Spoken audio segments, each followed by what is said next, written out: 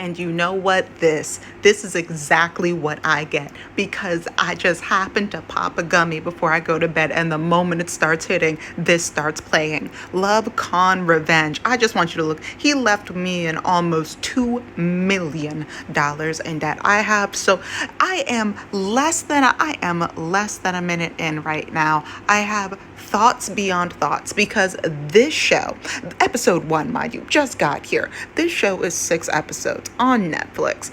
It is about, so the woman, one of the many women that were involved in the Tinder swindler, which was also a wild moment on Netflix. I think I made another video about it. I'm tagging it up here. So this is the part 2, because one of the ladies from this show, a bunch of people started reaching out to her, and so she, I guess, started working with Netflix, because so many people, not even just related to the Tinder swindler, this is about all different kinds of romance scams. And it seems like it is all women that are getting caught up in these romance scams. And my question is, who was giving men money? Who? $2 million? She is too pretty for this. I know she was raised better than this, but like, how many people are out there giving these men money? So much so that Netflix has an interest in this, because this isn't just the like, oh, I'm a Nigerian prince from da da da da, or I'm an Egyptian prince from da da da da, give me your social security number. Like, that was a thing in what, the 90s, 80s? We've all moved past that. This, I don't know what kind of demon, witchcraft, wizardry, if this is about to be 6 episodes of women giving men money, where's SheraSeven? Where is she? Because and the woman before her, there was another lady. I just had to pause it right here because I said enough is enough. But there was a lady just before her that was like, oh, I gave a man $150,000. And for all we know, there's another woman right after her that's going to be like, I gave my man my kidney, my home, and half of my firstborn child. And turns out he wasn't even here. He was a ghost at the end of the day. I am so concerned. What is this? I'm going to keep watching, and hopefully I'm going to keep watching. I'll be right back. And now here I am, only 7 minutes and 30 seconds in, and I'm already back to tell you guys some nonsense. So this lady that is behind the E in Revenge, this is the lady who's holding this phone right now. She just told a story about how she met this man.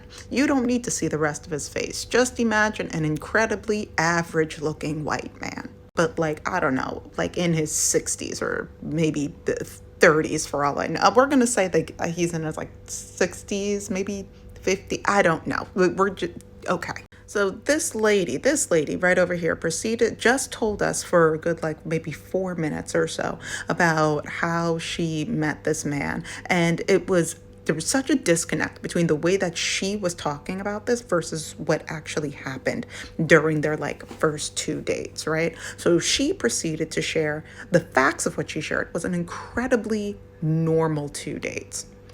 If you're just thinking about the things that he did, an incredibly normal 2 dates, just like a man that took a lady out on 2 dates. That's all that really happened here.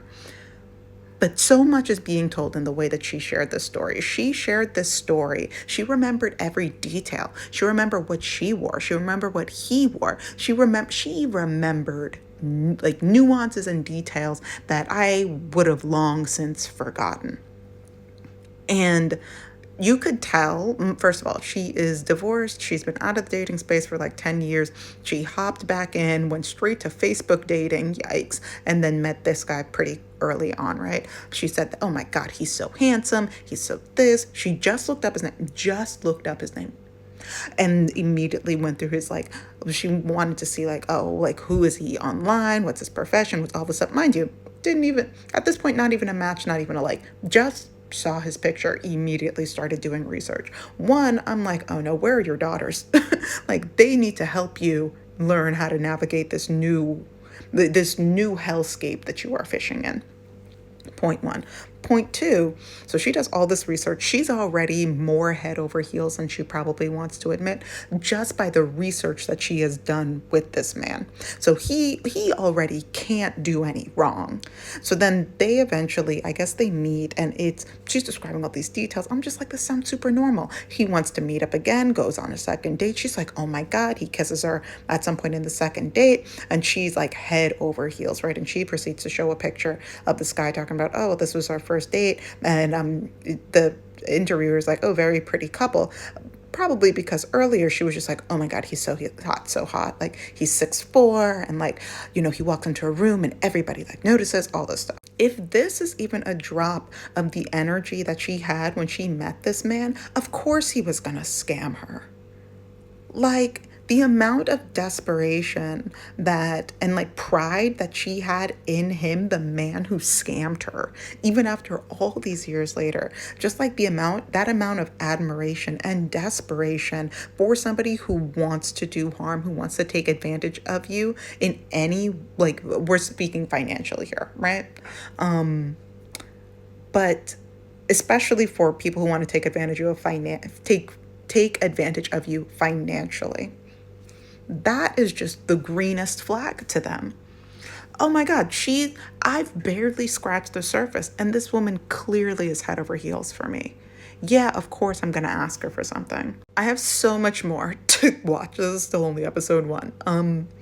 Yeah, just buckle up. We are gonna try this one more time, and if it does not allow me to do this, then I don't know. Thank God it's working, because I could not record this a fourth time. Point number 1, that man knew from the second date that he could get money from her, because he said, ooh, let me take you out. And she said, oh my God, I love being pampered.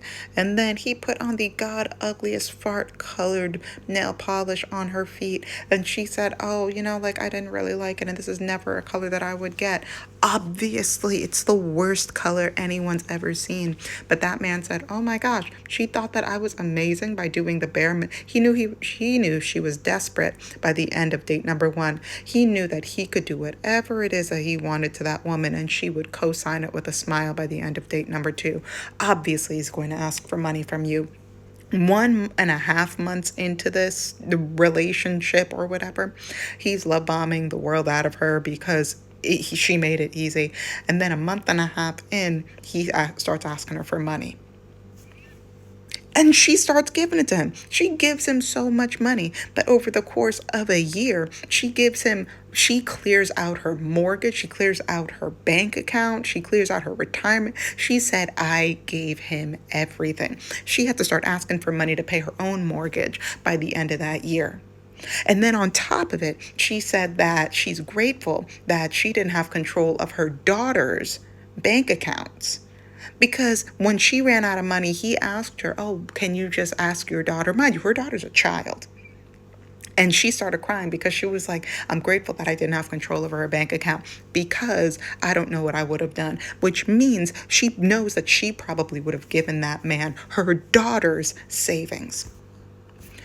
Pick me-ism 101. And it's crazy because he knew that he could do that to her by the second date.